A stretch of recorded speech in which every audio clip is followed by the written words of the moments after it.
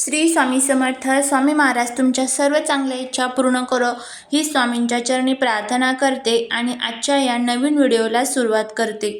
आज या व्हिडिओमध्ये मी तुम्हाला गुरुवारी जो एक उपाय करायचा आहे सुपारीचा, अत्यंत प्रभावी उपाय, त्याबद्दल संपूर्ण माहिती देणार आहे. हा उपाय केल्यामुळे आपल्याला सर्व कामात यश मिळेल, घरात अखंड लक्ष्मी नांदेल, घरातील गरिबी आणि दारिद्र्य संपून घरामध्ये तुमच्या मनातील ज्या काही इच्छा आहे, कठीणातील कठीण इच्छा पूर्ण होतील.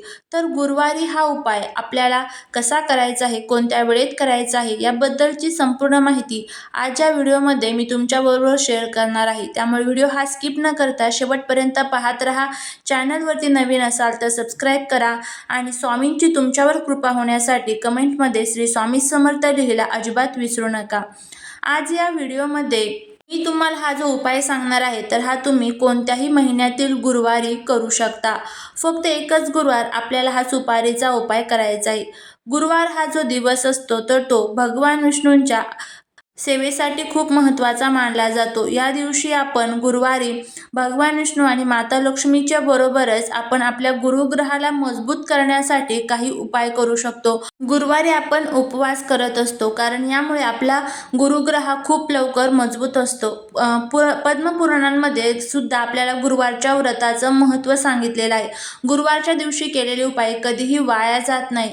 जर आपल्याला कुंडलीमधील गुरुग्रह मजबूत करायचं असेल तर आपल्याला प्रत्येक कामामध्ये यश मिळत असेल आणि आपल्या जीवनातील सर्व अडचणी आपल्याला दूर व्हाव्या अशी इच्छा असेल, मनोकामना असतील तर आपल्याला हिंदू धर्मामध्ये सुपारीमध्ये भगवान श्री गणेशाचा वास असतो आणि त्यामुळेच आपल्याला ह्या सुपारीचा जो उपाय आहे तर तो करायचा आहे. गुरुवारी तुम्ही सत्यनारायणाची पूजा असू द्या किंवा लग्न असू द्या किंवा इतर कोणतेही काम असू द्या, त्यामध्ये आपण बघा सुपारी वापरत असतो. त्या ठिकाणी भगवान श्री गणेशाचं स्वरूप म्हणून आपण सुपारी ठेवत असतो. त्या सुपारीची पूजा देखील केली जाते आणि म्हणूनच आपल्याला गुरुवारी किंवा जमेल त्या गुरुवारी तुम्हाला हा उपाय करायचा आहे. या उपायामुळे तुम्हाला सर्व कामात यश मिळेल आणि तुमच्या घरामध्ये असणारे सर्व जे काही दोष आहेत तर ते दूर होईल. जर तुम्हाला कोणत्याच कामामध्ये प्रयत्न करूनही, जर 100% प्रयत्न करूनही तुम्हाला यश मिळत नसेल, प्रत्येक कामामध्ये अनेक अडचणी अडथळे येत असतील, त्याचबरोबर आपलं जे काम आहे तर ते पुन्हा तिथेच येऊन थांबत असेल, काम आपलं पूर्ण पुढे जात नसेल, कामधंद्यांमध्ये आपल्याला यश मिळत नसेल, त्याचबरोबर घरामध्ये सतत भांडण, कटकट, वादविवाद होत असतील, आर्थिक अडचण येत असेल, बऱ्याच वेळेस असं होतं की घरामध्ये पैसा येतो परंतु तो पैसा घरामध्ये टिकत नाही. कष्ट आणि मेहनत करूनही कष्टाला आणि मेहनतीला यश मिळत नाही आणि म्हणूनच आपल्याला सतत आर्थिक अडचण येत असेल आणि आपल्या वरती एखादं कर्ज असेल, मग ते कर्ज गाडीचं असेल, घराचं असेल, इतर कोणतंही कर्ज असेल तर आपल्याला त्या कर्जातून लवकरात लवकर मुक्ती व्हावी असं जर वाटत असेल, कर्जमुक्तीसाठी त्याचबरोबर हा उपाय जो आहे तर तो अत्यंत प्रभावी मानला जातो आणि लगेचच आपल्याला कर्ज हे जे आहे तर ते फिटून जाईल.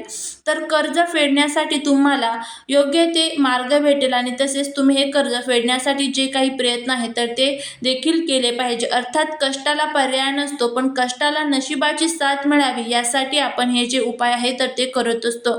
तुमच्या मनामध्ये एखादी इच्छा आहे, मग तुमची इच्छा ती नोकरी प्राप्ती संबंधित असेल, धनप्राप्ती संबंधित असेल, मुलांची प्रगती होण्यासंबंधित असेल किंवा तुमची स्वतःची प्रगती होण्याच्या संबंधित असेल, तर तुमची जी काही इच्छा आहे तर ती पूर्ण होण्यासाठी, इतर तुमची कोणती शारीरिक इच्छा असेल, मानसिक इच्छा असेल, त्यासाठी तुम्हाला नशिबाची साथ मिळावी यासाठी मी तुम्हाला आज हा जो उपाय आहे तर तो व्हिडिओमध्ये सांगणार आहे. 100% प्रभावी उपाय आहे. यामुळे तुम्ही आवर्जून हा उपाय जो आहे तर तो गुरुवारच्या दिवशी दिवसभरामध्ये कधीही करू शकता.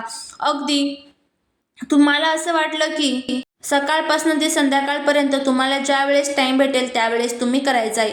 तुम्हाला सकाळी स्वच्छ स्नान करायचं आहे, यानंतर स्वच्छ कपडे परिधान करायचे आहे. शक्य असेल तर या दिवशी पिवळ्या रंगाचे कपडे परिधान करायचे आहे.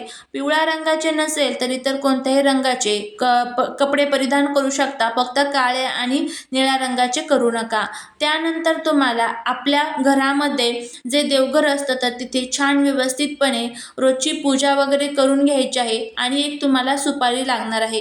आता ही सुपारी जी आहे तर ती खाण्याची सुपारी असते. पूजेची सुपारी जी असते ना तर ती आकाराने छोटी असते आणि खाण्याची सुपारी जी आहे तर ती आकाराने थोडीशी मोठी असते. त्यामुळे आपल्याला पूजेमध्ये जी सुपारी आपण वापरत असतो बघा, अगदी 1 ते 2 रुपयांना सुपारी मिळत असते. ती लाल कलरची सुपारी असते आणि एक नवीन सुपारी तुम्हाला घेऊन यायची आहे. अगदी तुम्हाला पूजेचं जे साहित्याचं दुकान असतं तिथे तुम्हाला ही सुपारी मिळून जाईल. त्यानंतर आपल्याला देवघरासमोर एक दिवा प्रज्वलित करून घ्यायचा आहे. कारण आपण कोणतेही जे उपाय करतो, सेवा करतो तर ती अग्नीच्या साक्षीने जेव्हा आपण करतो तर ते खूप प्रभावी मानले जातात आणि देवांपर्यंत ते पोचते आणि आपलं जे काम आहे तर ते लवकरात लवकर पूर्ण होत असतं. धूप, दीप, अगरबत्ती लावून घ्यायची आहे आणि त्यानंतर तुम्हाला एक आसन टाकायचं आहे. आसनावरती तुम्हाला बसायचं आहे. तामणामध्ये तुम्हाला एक सुपारी जी आहे तर ती ठेवायची आहे. त्यानंतर त्या सुपारीवरती आपल्याला दुधाभिषेक करायचा आहे, म्हणजेच दुधाने अभिषेक करायचा आहे. त्यानंतर पाण्याने अभिषेक करायचा आहे आणि त्यानंतर तुम्हाला परत स्वच्छ प्लेटमध्ये ही सुपारी जी आहे तर ती धुवून पुसून ठेवायची आहे. त्यानंतर तुम्हाला काय करायचं आहे तर तुम्हाला थोडेसे तांदूळ जे आहेत तर ते घ्यायचे आहे. तांदळावरती तुम्हाला ही जी सुपारी आहे तर ती ठेवायची आहे. यानंतर ही सुपारी आपल्या देवघरामध्ये ठेवायची आहे. देवघरामध्ये ही सुपारी ठेवल्यानंतर त्या सुपारीला हळदी, कुंकू, अक्षता तुम्हाला अर्पण करायचं आहे. एखादा पिवळ्या कलरचं जे फूल असतं तर ते अर्पण करायचं आहे. धूप, दीप, अगरबत्ती ओवाळून घ्यायची आहे. यानंतर तिथे बसून तुम्हाला एक वेळा विष्णू सहस्रनामचं जे पठण आहे तर ते करायचं आहे आणि एक वेळा तुम्हाला श्री सुक्तमचं पठण करायचं आहे. श्री सुक्तम पठण करत असताना तुम्हाला फलश्रुती आहे तर ती सुद्धा तुम्हाला म्हणायची आहे आणि दोन्ही हात जोडून तुम्हाला माता लक्ष्मीला, भगवान विष्णू यांना मनोभावे प्रार्थना करायची आहे आणि त्याचबरोबर तुमची जी काही इच्छा असेल तर ती इच्छा तुम्हाला तिथे व्यक्त करायची आहे. ती इच्छा तुमची मनोकामना पूर्ण होण्यासाठी देवीला प्रार्थना करायची आहे आणि ही सुपारी गुरुवारी तुम्हाला देवघरामध्ये ठेवल्यानंतर एकूण 7 दिवस ही तशीच तुम्हाला तुमच्या देवघरामध्ये ठेवायची आहे आणि दररोज तुम्हाला ह्या सुपारीची पूजा देखील करायची आहे आणि देवांबरोबर आपण जशी पूजा करतो तशीच तिचीही तुम्हाला पूजा करायची आहे. धूप, दीप, अगरबत्ती, हळदी, कुंकू, अक्षता ओवाळून या सुपारीवरती तुम्हाला दररोज अभिषेक करायची गरज नाही आहे. फक्त पहिल्याच दिवशी तुम्हाला अभिषेक करायचा आहे आणि पुढील 7 दिवस जे आहे तर ती फक्त तुम्हाला त्या सुपारीची पूजा जी आहे तर ती करायची आहे. जी तुम्हाला सेवा सांगितलेली आहे, रोज 7 दिवस तुम्हाला ती सेवा करायची आहे आणि सुपारी जशीच्या तशीच देवघरामध्ये ठेवायची आहे. 7 दिवस ती उचलायची नाही. 8व्या दिवशी तुम्हाला ती सुपारी जी आहे तर ती उचलून तुमच्या पैशांच्या तिजोरीमध्ये किंवा तुमच्या पाकिटामध्ये, तुमच्या व्यवसायाच्या, व्यापाराच्या ठिकाणी, तिथे गल्ल्यामध्ये ही सुपारी तुम्हाला ठेवायची आहे. हिला सारखा हात लागणार नाही याचीही आपल्याला काळजी घ्यायची आहे. त्यामुळे अशा व्यवस्थित ठिकाणी तुम्हाला ती ठेवायची आहे.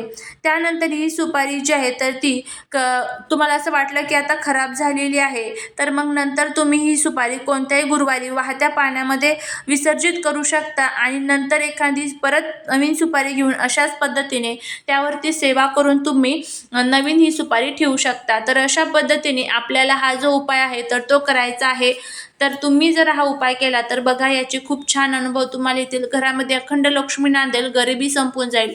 करून बघा, फायदा होईल. झालेली सेवा ही महाराजांच्या चरणी रुजू करते. व्हिडिओ जर आवडला असेल तर लाईक, शेअर आणि सबस्क्राईब करायला विसरू नका. श्री स्वामी समर्थ.